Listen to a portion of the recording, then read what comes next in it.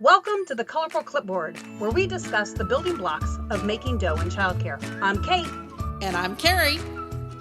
Welcome back to Colorful Clipboard, and today Carrie and I are really excited to talk to you a little bit about growing your program. We realize that probably your last 6 months haven't gone the way you thought they were going to go. So we thought we would take this time to talk to you a little about, we know that we've talked to you a lot the last few weeks about hiring and firing and all of our fun little stories about getting people to quit. And so today we're going to talk to you a little bit about how you can, right now, at this moment, grow the capacity of your program. And Carrie, tell me a little bit about what you think that means, or what that means to you and the directors you talk to. You talk to 20 directors a week at least. What are they saying to you? Okay, so I've talked to directors who have gone all the way back to like 80% of their pre-COVID. And they've done that by just continuing to be in communication with parents and doing virtual tours. And I've also talked to a lot of programs that are on purpose keeping their numbers low because they want to keep infection numbers down.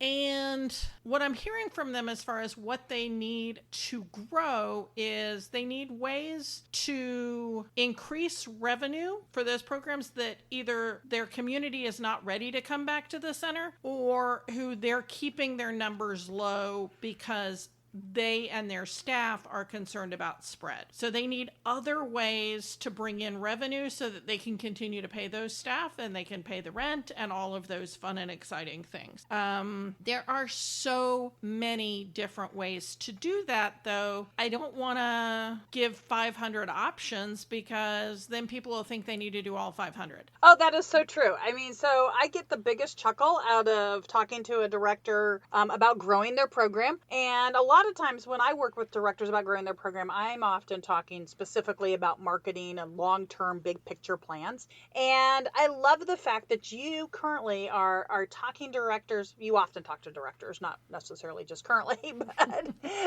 but that you're engaging with directors right now to not only see what Texas Director can do for them, but also what coaching services and other resources that we may know that not every small business knows is available. So today, as we talk a little bit about some of the different ways programs can build their capacity, there's definitely a component of even a little field of dreams. If you build it, they will come. So you were telling me earlier about some of the programs who were using the standard PBS, and I shared with you the story, and we'll make sure that we post this meme on our Facebook and Instagram and on the website so you guys can find it, because it was great. And it was talking about how, PBS has been offering virtual learning for 50 years, and it had pictures of Mr. Rogers and Bob Ross and LeVar Burton.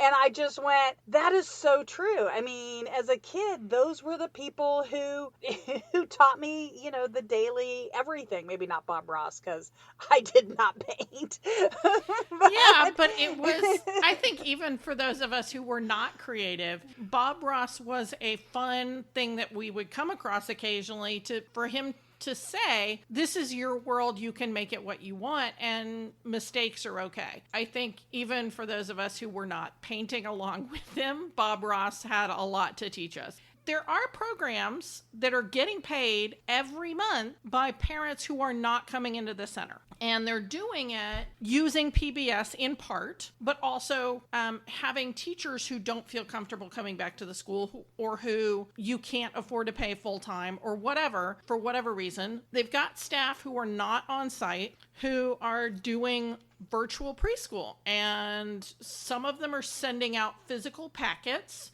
Here's the box of Legos, here's the Lincoln Logs, here's the watercolor paint, whatever. They're sending them. Others, it's all virtual, and every week they're having touch points with those parents. Those centers are having those touch points with those parents, and they're not paying the $800 a month, but they're paying something. And more importantly, really, is that they're staying loyal and engaged to your center, because how do I put this? If you don't love them, somebody else will. Oh, that is yeah.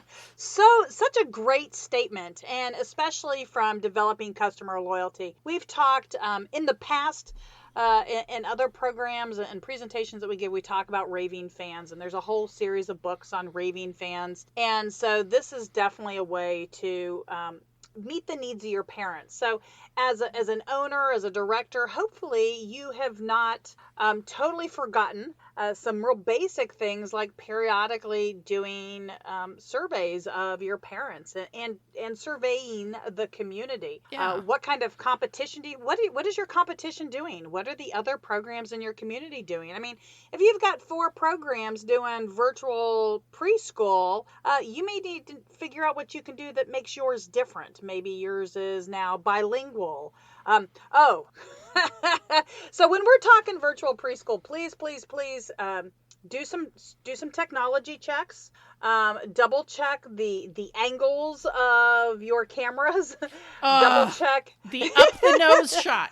Oh my God, I hate the up the nose shot. I've seen several centers doing like taping their circle time, and they put the camera such that it is shooting straight up into the teacher's nostrils. Guys, which may be exactly what a kid sees. I mean, let's all think about, the whole world. Every kid sees you from 3 feet shorter than you are, so they're used to looking at that view. I get it, but the parents aren't, and the parents are the ones paying you. Okay, so exactly. So buying a tripod, it's like $15 if you get a nice one. You can get a cheap one for less than $10, and you can get a really nice one for $100. You don't need that. But even the $20 ones come with remote controls. So definitely look at your options. I love Amazon Prime. Don't get me wrong, but definitely call your local camera shop and your local stores to support them if you can. Tell them what you need. Tell them what you're looking for. Tell them your price range, and give them the challenge to come up with what's best. So definitely take that virtual technology tour. Right, but what about the parents who, their whole thing is that they want their kids to be on the screen less? So how can you do virtual preschool or virtual toddler school without them being on the screen? And you do it with those sending them a package every week, either a digital package that has activities, and it's 20 activities to do with your 3-year-old this week, or a physical package that has the same 20 things, and it also gives you the Play-Doh and the tempera paint. And, absolutely. Those are 2 different price points, but you can offer both. It doesn't have to be a screen. It doesn't have to be a teacher with the camera looking up their nostrils. Right. There's a reason why subscription boxes are a thing. And we've definitely seen subscription boxes increase as far as the diversity and the variety of them that have increased in the last 6 months. And so, again, other options that you have is maybe you don't have the time to curate and create your own subscription box. Maybe one of the things that you do is you subscribe to them and you do some review videos for your parents. Just, again, trying to offer something for your parents so they don't have to be the ones. Or maybe find out who's already is and get them to do the reviews. That would be even better. I like that one. Sorry, I'm talking to myself. But you also have things like you could do your Scholastic Book Club, bring that back. Scholastic Absolutely. Book Club, Time for Kids. There's a younger version than Time for Kids.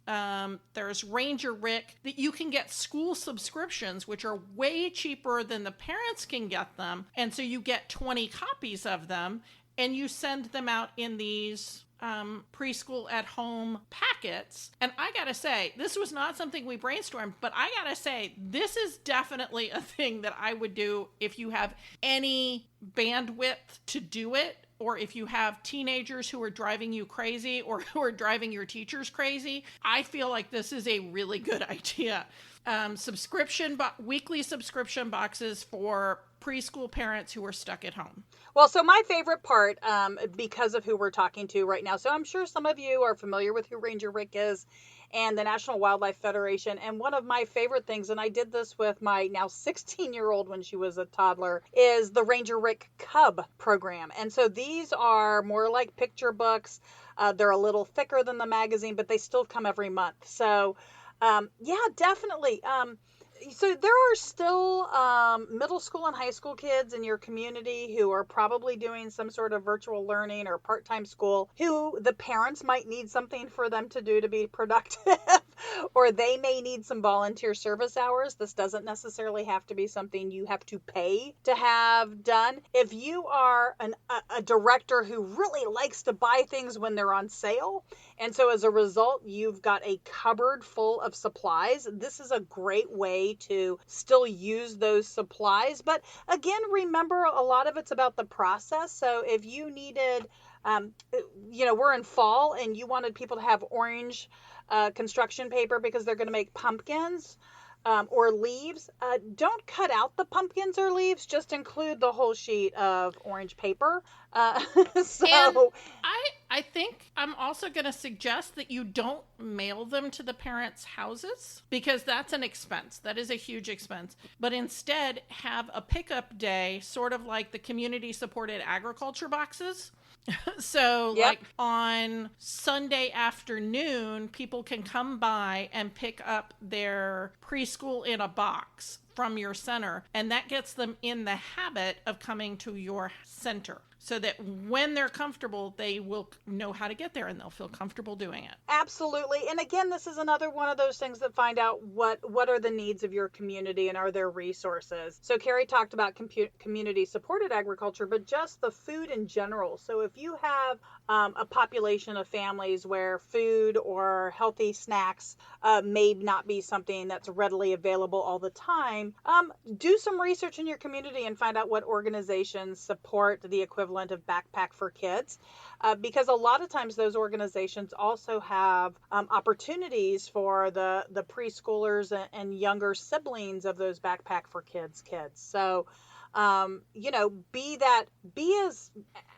as much of a value to your parents as possible. So but we're also talking about you using your resources wisely, and that includes your time and your dollars. So using those resources to generate more revenue for your program. Yeah, so when we talk about revenue, and we've given you an opportunity to go virtual, we've talked to you about some ideas about going what I would call more distance education, and that is the school in a box or pickup, or basically it's not necessarily technology based. The other thing is just getting your program outside. And we have a whole episode on outdoor school. But we really just want to remind you that if you've got an outdoor playground, think about what it might cost you to maybe put some more sun sails up, to incorporate some of your regular programming outside. Again, getting those kids outside, fresh air. We're starting to get into not 100-degree weather. Yes, it is a dress for the weather, so that is something you need to communicate with parents. And if that means that parents need to leave some sweatshirts and you need a stockpile of rainy weather boots and gear, that's okay. And we've got a whole episode on that, and that's training the parents on what to bring back to school. I liked that episode. Yeah. Well, I think another thing when we're talking about your physical space is I've gone to centers where they're on 3 acres of land and they've got one building that is 1,500 square feet and the rest of it is parking and playground and unused space. So I'm going to say this is an opportunity to look at, do you put another structure in that 3 acres? So let's jump on that real quick. So when we start talking about other structures, it can be something like a portable. But what would you do? I mean, would that just be like a school agers room or a summer camp room? What are some other things you could do with a separate building or a portable on your property? So, I mean, you can definitely have it as the school age space so that they take their loudness outside of your building. I've also known programs where that's where they keep the infants and toddlers, so that there's not as much cross-contamination and their infants and toddlers don't get sick as much. But I think from a growing your business and taking it to a different paradigm, a whole different revenue stream, is using it for drop-in care for those kids whose parents just need 4 hours of peace and quiet. Or for those kids who are too sick to be, I don't know, they're just under the weather. They've got a cold, but they don't really need to be at home, right? The parents are like, look, I could send them to school, but if they spike a fever, the school's going to just call me and it's going to interrupt my day. But if your state has this available, it's a get well program. So Texas has it. I know Florida has it. I know some other states have it. It's a different type of licensure or a subset of licensure where kids who are slightly sick but not really sick can be cared for.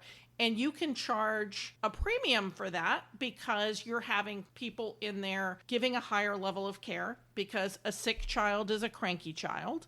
And they have lower ratios and they may have some medical training. And I think if you can get an LVN in there, a licensed vocational nurse, so they have good training on medication dispensement, and they run that program, I think that is an amazing opportunity. Again, depends on your state. I know Texas has it. I know that Florida has it. But either regular drop-in or sick care. What are your thoughts on that, Kate? I'm kind of monopolizing the conversation here. It wasn't a conversation. That was a spiel.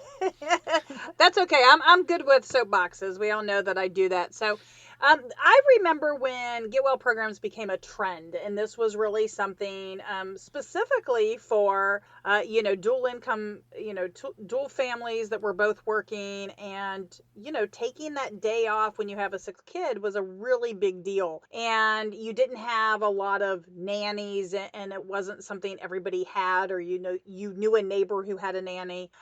So I really like at least working with a community. And so this is where childcare centers get to learn to have communication with each other. So one of the things that's really interesting is working together as a childcare community and having conversations and letting other childcare centers know that this program is available and that it is designed as a one-off or drop-off, and it's not something that you're trying to steal their clients. You're providing a service to all of the families in your community. And so it really does open the door for you to be that resource for everybody.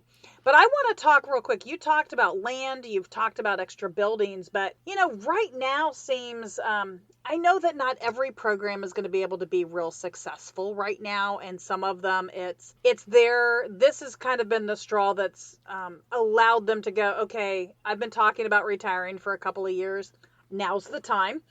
Because they just maybe don't have the energy of passion, because this is a very stressful time for everybody, and business owners all over the country, regardless of your industry, are truly feeling the impact. Some have been able to pivot and shift, and they're able to continue to do something.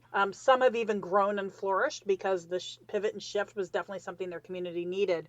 But so as a result, I think we're going to see a lot more facilities, either the facility itself being available for sale or equipment being available.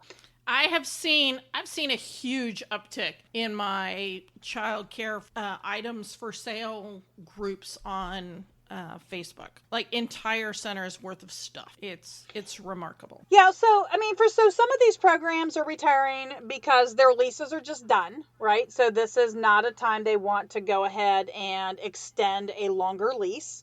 For some of them, their own personal health, their family's health, or they've just been doing it for a long time and they realize it's a good time to retire.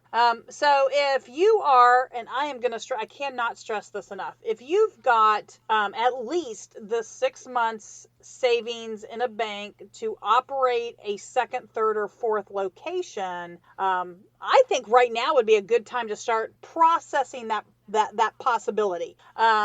Just because you can afford to make any payments on a building or even a rent, make sure you've got 6 months operating budget in a reserve as well. What are your thoughts, Carrie? Do you think that people should be thinking to expand that way right now? I think that if you've come through the COVID craziest times so far, I'm not going to say definitely the craziest times, but we've had some crazy times with COVID. And if you've come through it and your bank accounts are in good shape and your business structure is in good shape, I think it's time to write a business plan and go talk to your banker. And again, I want you to not be undercapitalized. I want you to have plenty of money to support this. But part of what the federal government has done is they have relaxed the lending requirements for new startup businesses because they're trying to jumpstart the economy. So if it's a good business plan and you're concerned, I think now is a good time to look at it because your interest rates are going to be lower than they've been in years. And those banks are more able to get you the SBA money than they maybe would have been, a year ago. Okay, so I totally screwed up and I did not have us do a mid-roll. So I'm going to say, let's put this kind of at the end. So so Carrie, what is your fun fact for the week? And what are some things that we can do that we might have some fun with in the next couple of weeks in our program? So the 11th is Face Your Fears Day. If opening another center is terrifying to you, if going to add this other program, which is the preschool at home, or adding sick care, or, adding another layer of service to your business makes you scared, the 11th is the day to face it. Well, I hope that you acknowledge that yourself on 10/16, which is Boss's Day. So put that on your own calendar because we really want you to give yourself, even if all you're doing is buying yourself a cup of coffee, it's not a day that you want to make sure that all your staff know, because it's not really, the goal is not here is to get all your staff to bring you cake. However, if you want cake, let them know. And so with that, we are going to conclude today's topic, and I'm pretty sure we're going to touch on some other very similar topics in a couple of weeks. Next week, we're going to start to explore a 2-week session on all about monkeys, and then we've got some more stuff planned for you for the end of the year. We're excited, and thank you for joining us on Colorful Clipboard. Thank you for listening to Colorful Clipboards. Connect with us on social media at Colorful Clipboard, or send us an email to hello@colorfulclipboards. Send us your voicemail with your own questions and stories. If you want to keep learning with us, visit Texas Director, where we continue to have seminars, licensing, programs, and more. This show has been made by me, Carrie Casey, and Kate Young, with assistance from Hallie Casey and Marie Young. If you learned something today, share the show.